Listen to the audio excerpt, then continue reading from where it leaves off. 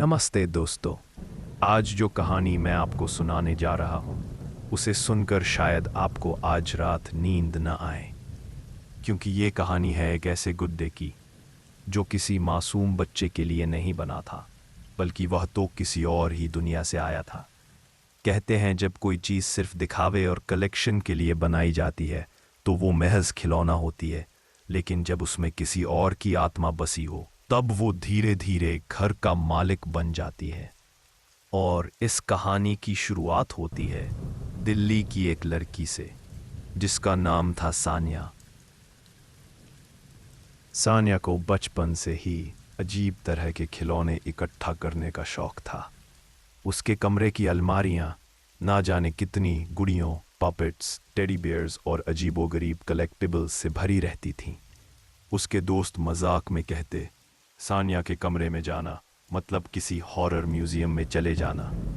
लेकिन सानिया को यह सब अच्छा लगता। उसे लगता था कि इन अजीब चेहरों वाले खिलौनों में एक रहस्य छिपा है, जैसे ये लोग भी किसी दूसरी दुनिया से आए हों। एक दिन ऑनलाइन शॉपिंग करते समय उसे एक खास चीज दिखी, एक लिमिटेड एडिशन डॉल। नाम लिखा था लबूबू डॉल। तस्वीर देखते ही उसके रोंगटे खड़े हो गए। गुड्डे का चेहरा अजीब था, आंखें गोल और बाहर निकली हुई, दांत इतने नुकीले जैसे किसी जानवर के और कान लंबे जैसे किसी बूत या खरगोश के हो। उसकी मुस्कान ऐसी थी जैसे वो हमेशा इंसान को घूर कर हंस रहा हो। सानिया ने तुरंत उसे खरीदने का फैसला कर लिया। यूनिक है, ये मेरे कलेक्शन में सबसे अलग होगा, उसने खुद से कहा। कीमत थोड़ी ज्यादा थी लेकिन उसने परवाह नहीं की। कार्ड से पेमेंट किया और ऑर्डर कंफर्म कर दिया।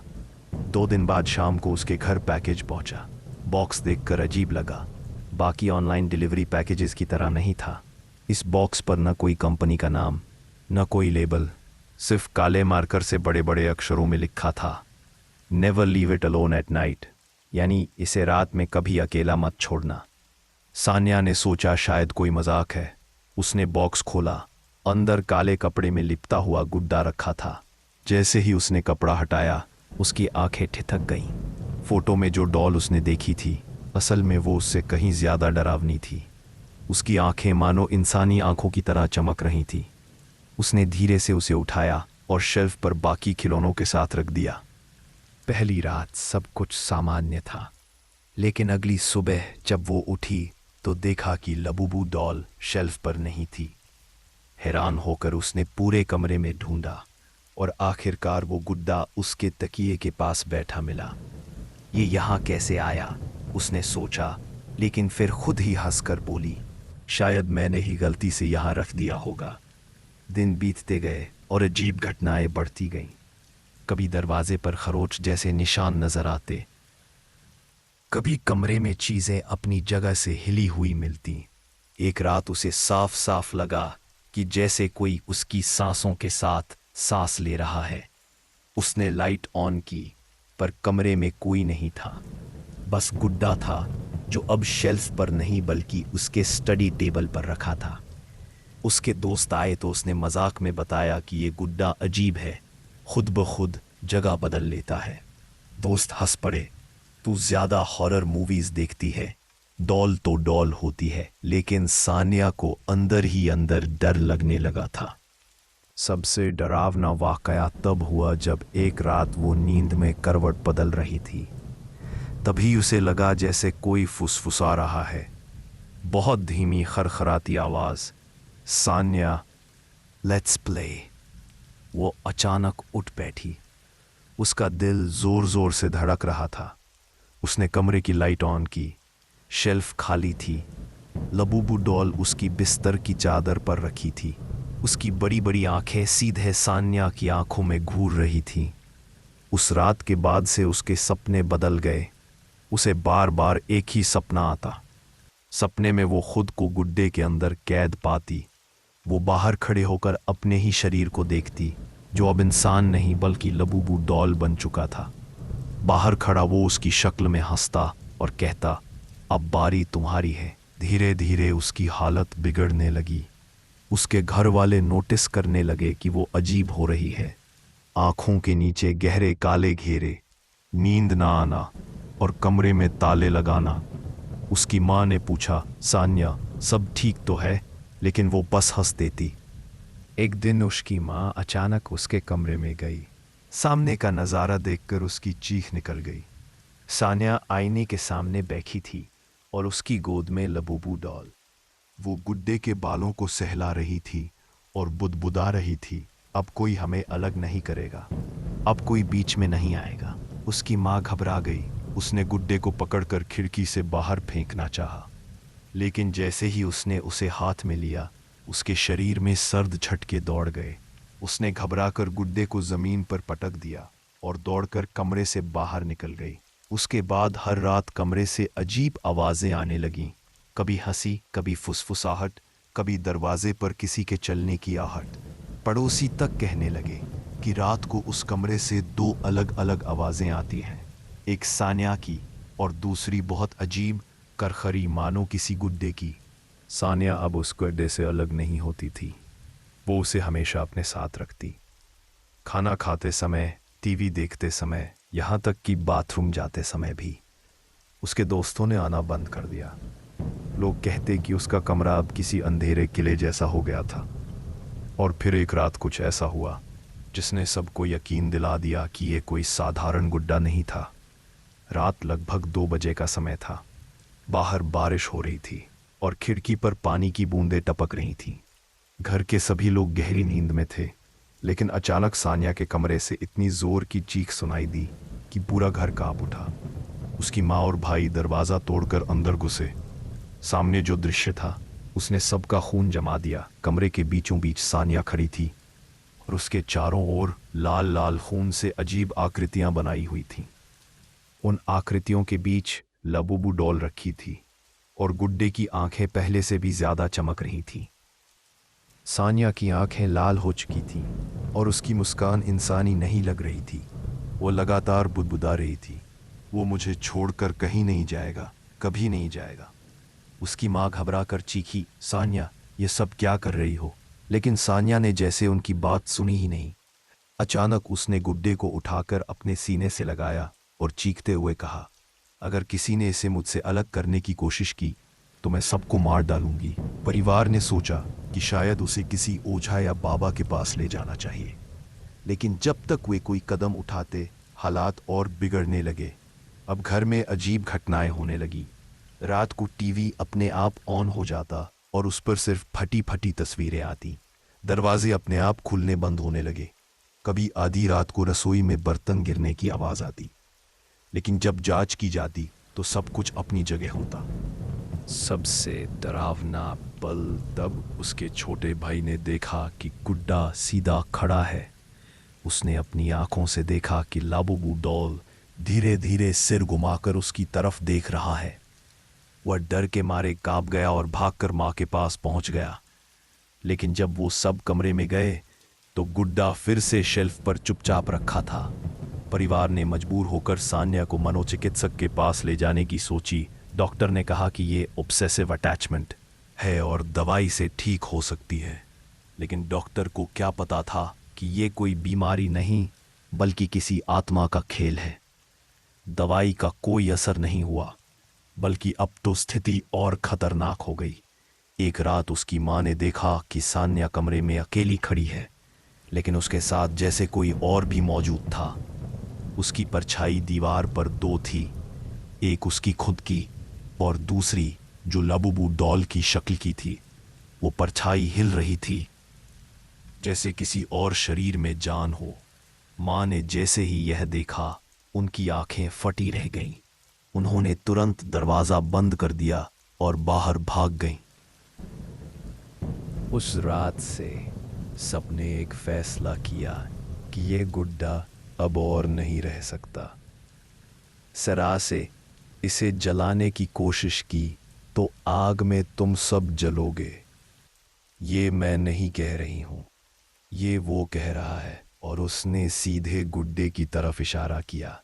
घर वाले डर गए, लेकिन अब उनके पास और कोई चारा नहीं था। उन्होंने तय किया कि चाहे कुछ भी हो, ये गुड्डा घर से बाहर जाएगा। अगले दिन दोपहर को जब सान्या सो रही थी, उसके भाई ने धीरे से गुड्डे को उठाया और छत पर ले जाकर पेट्रोल डाल दिया। उसने माचिस जलाई और डॉल पर फेंक दी। गुड्डा आग में धधक उठा, लेकिन अगले ही पल उसकी चीख निकली। हाँ, उस बुड्ढे की, जैसे कोई इंसान जल रहा हो। पूरा घर उस चीख से कांप गया। भाई डर के मारे पीछे हट गया, लेकिन तभी उसने देखा कि आग बुझ ही नहीं रही थी। गुड्डा जलते हुए भी खड़ा हो गया और उसकी आंखें और ज्यादा लाल हो गईं। भाई चीखता हुआ नीचे भागा। उसने माँ को बताया, लेकिन माँ ने विश्वास नहीं किया। वो सब ऊपर गए तो वहां कुछ भी नहीं था, न आग न गुड्डा। छत पर बस काली राख फैली हुई थी। उन्हें लगा शायद गुड्डा पूरी तरह जल गया, लेकिन अगले ही पल जब वे नीचे कमरे में आए तो देखा कि लबूबू डॉल वापस सान्या की गोद में बैठा था और सान्या हंस रही थी, ऐसी हंसी जो किसी पागल की होती है। उस दिन के बाद से घर जैसे किसी शराब का शिकार हो गया। दीवारों पर खून जैसे धब्बे नजर आने लगे। रात को हर कोई अलग अलग तरह की परछाइयां देखता। कभी किसी को महसूस होता कि उसके पीछे कोई खड़ा है, कभी कोई कानों में फुसफुसाहट सुनता। और सबसे अजीब बात, सान्या की शक्ल अब धीरे धीरे उस गुड्डे जैसी होती जा रही थी। उसके दांत नुकीले दिखने लगे थे, आंखें गोल और लाल होने लगी थीं। एक दिन माँ ने उसे खाना लाकर दिया, लेकिन उसने हाथ से प्लेट गिरा दी और सीधे गुड्डे की तरफ देखकर बोली, हम अब इंसानों का खाना नहीं खाते।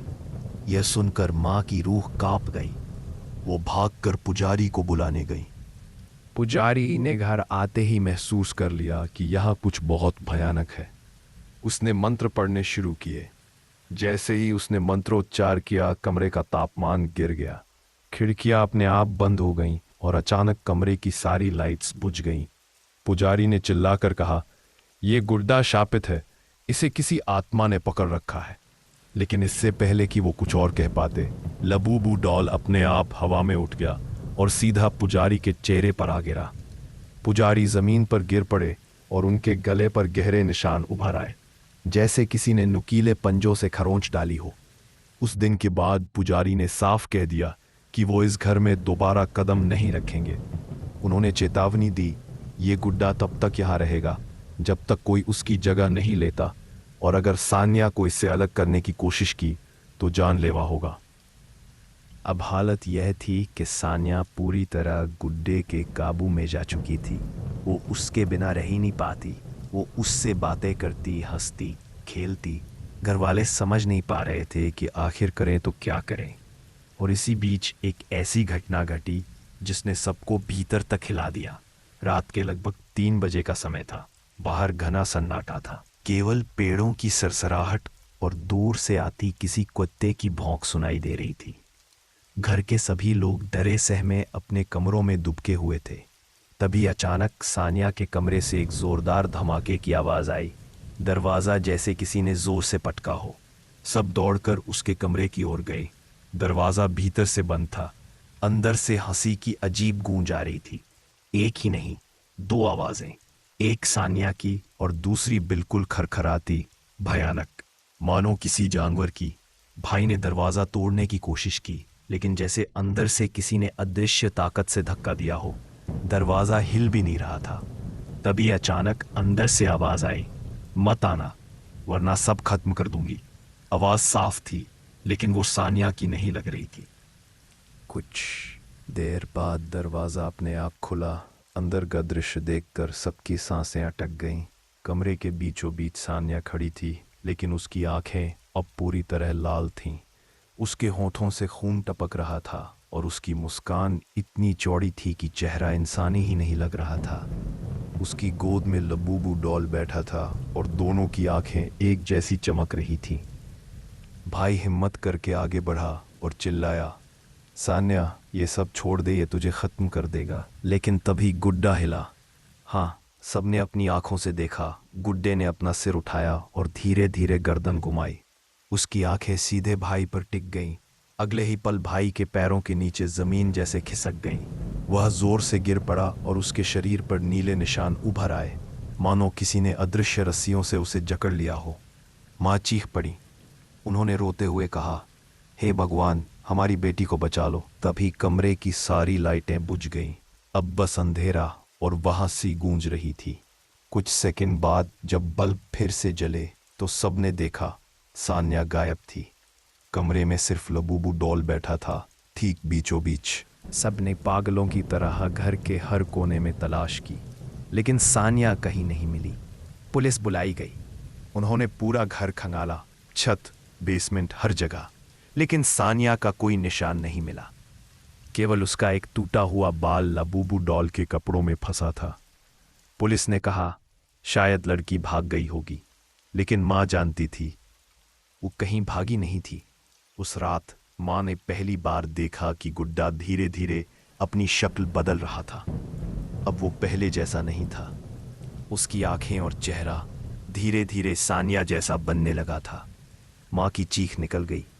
उन्हें लगा जैसे गुड्डे ने उनकी बेटी को निगल लिया हो और अब उसका रूप धारण कर रहा हो। उन्होंने गुड्डे को उठाकर घर से बाहर फेंक दिया, लेकिन जैसे ही वो वापस कमरे में लौटी, गुड्डा फिर से वहीं था, बिस्तर पर, मुस्कुराता हुआ। उस मुस्कान में अब सान्या की झलक थी। दिन बीतते गए और परिवार टूटने लगा। भाई की हालत खराब रहने लगी। उसे बार बार सपने आते कि लबूबू डॉल उसकी गर्दन दबा रहा है। माँ की तबीयत बिगड़ गई, लेकिन सबसे अजीब बात यह थी कि रात को अक्सर घर वाले सान्या की आवाज़ सुनते, माँ, मैं यहीं हूँ, मैं कभी नहीं जाऊंगी। और वो आवाज़ गुड्डे से ही आती थी। आखिरकार माँ ने तय किया कि इस गुड्डे को हमेशा के लिए ख़त्म करना होगा। उन्होंने एक तांत्रिक को बुलाया जो दूर गांव से आया था। तांत्रिक ने गुड्डे को देखते ही कहा, यह कोई साधारण वस्तु नहीं, इसमें एक आत्मा फंसी है। जिस इंसान को ये चुन लेता है उसकी आत्मा को खींचकर खुद में कैद कर लेता है। तुम्हारी बेटी अब कहीं बाहर नहीं बल्कि इसी के भीतर है। माँ जमीन पर गिरकर रो पड़ी। उन्होंने तांत्रिक से प्रार्थना की, मेरी बेटी को बचा लो। तांत्रिक ने कहा, अगर इसे नष्ट करना है तो बलि देनी होगी, वरना ये आत्मा तुम्हारे पूरे परिवार को निगल जाएगी। उन्होंने एक अनुष्ठान शुरू किया। काले धुएं से कमरा भर गया। तांत्रिक ने मंत्र पढ़े और गुड्डे को घेरे में रखा। गुड्डा अचानक हिलने लगा, उसकी आंखें चमकने लगीं और उससे अजीब आवाज़ें निकलने लगीं, कभी बच्चे की, कभी बूढ़े की, कभी सान्या की। माँ ने साफ सुना, माँ, ये दर्द मत दो, मुझे जलने मत दो। उनका दिल टूट गया। लेकिन तांत्रिक चिल्लाया, ये धोखा है, ये वही नहीं है, ये आत्मा तुम्हें बहका रही है। तभी बुड्ढा हवा में उठ गया और उसके दांत नुकीले हो गए। उसने अचानक तांत्रिक की बांह पर काट लिया। तांत्रिक चीख पड़ा, लेकिन मंत्र पढ़ता रहा। आखिरकार उसने अग्नि जलाई और गुड्डे को उसमें डाल दिया। गुड्डा आग में धधकने लगा और भयानक चीखें गूंजने लगीं। पूरा घर हिल रहा था, खिड़कियां टूटने लगीं, दीवारों पर दरारें पड़ने लगी। ऐसा लगा मानो पूरा घर गिर जाएगा, लेकिन तांत्रिक लगातार मंत्र पढ़ता रहा। कुछ देर बाद आग शांत हो गई। सबने राहत की सांस ली। राख में अब सिर्फ जले हुए कपड़े बचे थे। तांत्रिक ने कहा, आत्मा मुक्त हो गई है, अब ये खतरा टल गया। लेकिन माँ अब भी रो रही थी। उन्होंने पूछा, क्या मेरी बेटी वापस आएगी? तांत्रिक ने चुपचाप सिर झुका लिया।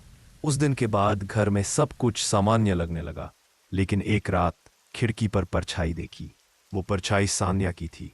उसने धीरे से फुसफुसाया, माँ, मैं यहीं हूँ। माँ ने खिड़की खोली तो वहां कुछ नहीं था, लेकिन कमरे में कहीं से हंसी गूंज रही थी। कुछ ही दिनों बाद उस घर को बेच दिया गया और परिवार कहीं और चला गया। लेकिन कहते हैं कि जो भी नए लोग उस घर में आते हैं, उन्हें रात को एक पुराना खिलौना दिखता है, लबूबू डॉल, कभी शेल्फ पर, कभी बिस्तर के पास, और कई बार आधी रात को किसी के कानों में धीरे से फुसफुसाहट सुनाई देती है, चलो खेलते हैं। सो दोस्तों, ये थी लाबूबू डॉल की डरावनी कहानी। कहते हैं कुछ खिलौने सिर्फ खेलने के लिए नहीं होते, उनमें ऐसी आत्माएं कैद होती हैं जो इंसान को अपना शिकार बना लेती हैं। अगर आपके सामने कभी ऐसा कोई गुड्डा आए तो सोचिएगा मत, बस उससे दूर भाग जाइए। अगर आपको ये कहानी पसंद आई हो तो चैनल को लाइक कीजिए, शेयर कीजिए और सब्सक्राइब कीजिए, क्योंकि आगे भी हम आपके लिए लेकर आने वाले हैं ऐसी ही और कहानियाँ जिनसे आपको रातों की नींद उड़ जाएगी।